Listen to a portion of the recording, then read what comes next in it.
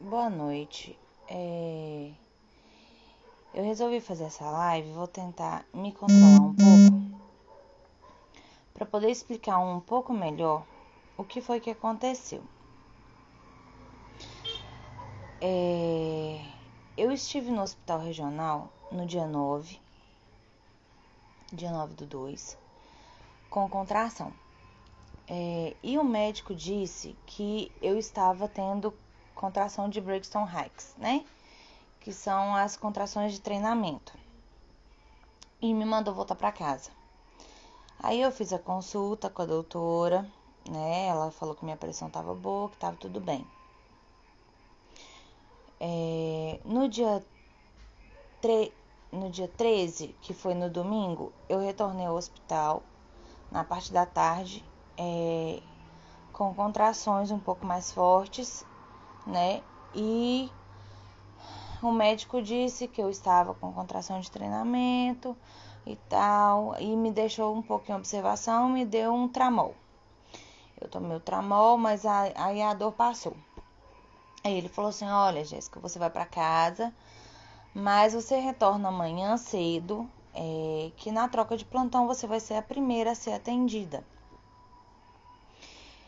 Mas se acaso a dor for mais intensa, à noite você volta. Beleza, eu peguei e voltei para casa. Durante a noite foi até que normal, né? Não senti dor muito forte, tava uma dor um pouco mais leve. Só que na madrugada de segunda-feira, às 4 da manhã, né? No dia 14, a dor veio muito intensa, que me deu até dor de barriga. Tava com uma dor muito intensa no pé da barriga e a barriga endurecendo e dor na lombar. E aí o meu esposo me levou pro médico. Chegando lá, a doutora me avaliou e falou assim: olha, como tá perto da troca de plantão, eu não posso te indicar cesárea. Então, você vai passar pela outra doutora, né? E aí ela vai avaliar o seu caso e aí ela olha tudo direitinho e agenda sua cesárea. Ok. Continuei sentindo dor, continuei sentindo contração, fiquei na recepção. Quando deu 8h30, a doutora me chamou. Aí ela fez o exame de toque, eu tava sentindo contração. Ela falou: olha, você tá sentindo dor de contração, tá tudo dentro do padrão, é normal sentir dor e tal. Você vai ficar em observação. Eu falei com a doutora, mas eu tô sentindo muita dor. A dor que eu tô sentindo não tá normal, não é dor de contração. É uma dor muito forte. Ela falou assim: não, faz parte do parto. E me deixou em observação. E nisso eu sentindo muita dor, eu cheguei a desmaiar várias vezes. Meu esposo voltou lá nela e aí ela falou que só poderia me olhar depois de 3 horas. Quando eu fui pro consultório novamente, era 11 e pouca, né? E aí eu fui atendida por um outro médico. O médico fez exame e aí ele constatou que eu tinha dilatado 1 centímetro de dilatação e disse que a dor estava normal, que era dor do parto e tal. Eu falei com ele: doutor, eu tô sentindo muita dor, eu não aguento o parto normal, essa dor não tá normal. E aí o meu esposo falou com ele que eu tive pré-eclâmpsia do meu primeiro menino, né, e pediu para fazer a cesárea. Ele não quis fazer, ele falou que era normal, a dor que eu estava sentindo, que fazia parte, que eu ainda estava tendo contrações de treinamento, e mandou eu ficar em observação e passou um tramol para me tomar. Eu tomei o tramol, não resolveu nada, a dor continuou insistindo e eu comecei a gritar de dor porque a dor já estava ficando insuportável, a dor não passava hora nenhuma e a dor que vinha a cada 30 segundos era muito intensa e eu desmaiando de dor. E vi um monte de gente lá no médico pedir, inclusive outras pessoas que estavam vendo eu sofrendo iam lá no médico e ele falando: ah, tem mais 2 pacientes na frente e tal. Por volta, acredito que mais ou menos das 4 horas, veio um outro médico fazer a ausculta do coração do meu bebê.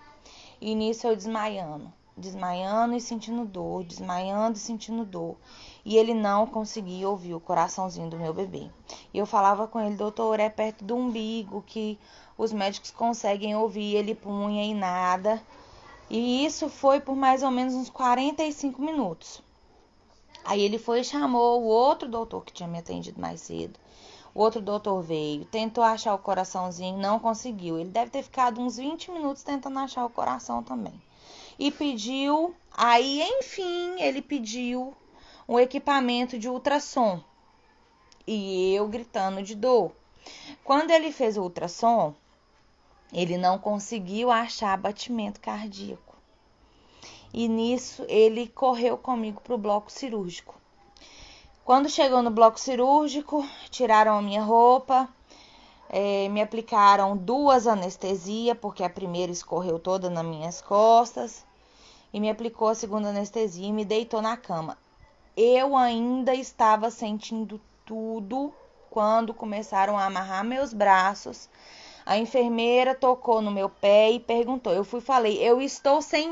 Quando eu fui falar, eu estou sentindo, ele já veio com o bisturi e me cortou.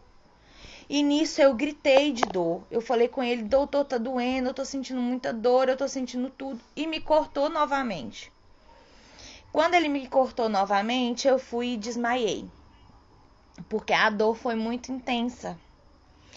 E aí, quando eu acordei, o médico já não estava mais na sala de parto. O meu filho estava na mesinha ao lado e as pediatras tentando reanimar ele.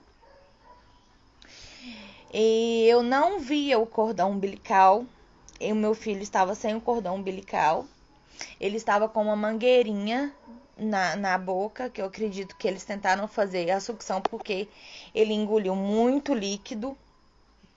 Tanto é que quando elas me disseram que meu filho veio a óbito e colocou ele em mim, começou a escorrer líquido do narizinho e da boca. Um líquido amarelo, que era o líquido amniótico, né? Juntamente com o sangue. E o olho do meu filho direito estava muito inchado. Meu filho não tinha mecônio no corpo dele. Ele simplesmente passou da hora de nascer. E a causa da morte tá ali, que depois eu vou postar a certidão de óbito quando eu tiver autorização. A causa da morte foi sofrimento fetal agudo. O meu filho morreu de dor. De tanta dor que eu estava sentindo no parto. E o médico fugiu do hospital.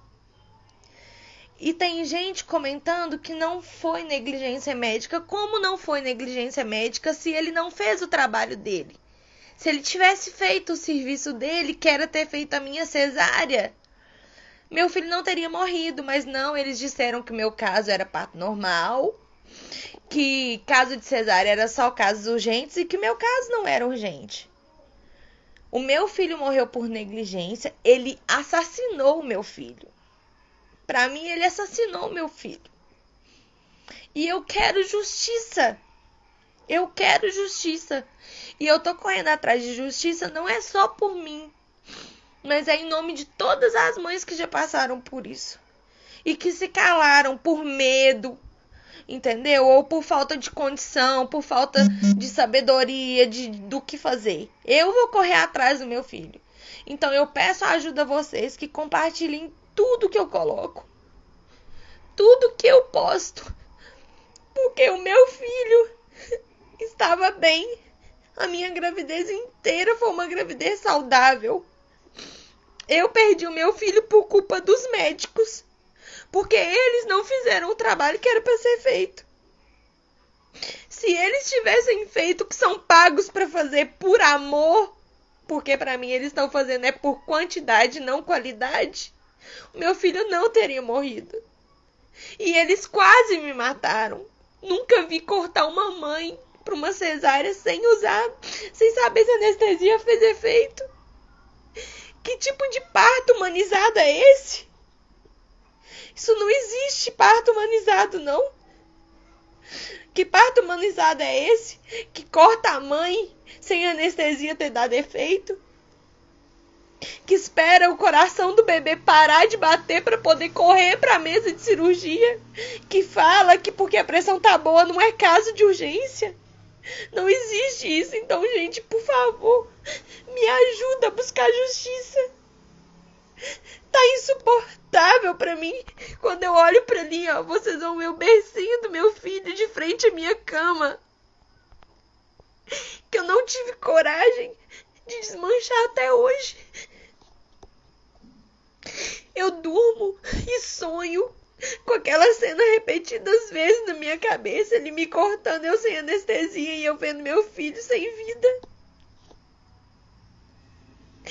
Eu só quero justiça, gente. É só isso que eu quero, justiça. Então, por favor, me ajuda. Me ajuda a compartilhar todos os vídeos, tudo que eu posso do meu filho. Para que eles paguem, porque eles vão voltar a trabalhar normalmente. E eles podem tirar mais vidas. Eu só não vou falar o nome dos médicos, porque a minha advogada falou que eu não posso falar. Porque eles podem me processar ainda, por calúnia e difamação. Eu não posso nem dar nome aos assassinos do meu filho. Então, por favor, compartilha. E me ajuda. Me ajuda porque isso tá doendo demais. A dor que eu sinto do meu esposo, do meu filho, que orou durante 1 ano para ter o irmãozinho, porque eu não podia ser mãe. Então, por favor, me ajuda. É só isso que eu peço. Eu vou encerrar a live agora, porque pra mim tá sendo muito difícil, mas eu quis vir aqui compartilhar com vocês o passo a passo que aconteceu, porque tem gente falando que não foi negligência médica. Só por isso que eu vim gravar essa live. Eu peço a ajuda de vocês. Que Deus abençoe todos vocês pelo carinho que vocês têm tido comigo, pelas mensagens de apoio, porque isso tem me ajudado bastante. E é só isso. Muito obrigada, gente, por tudo.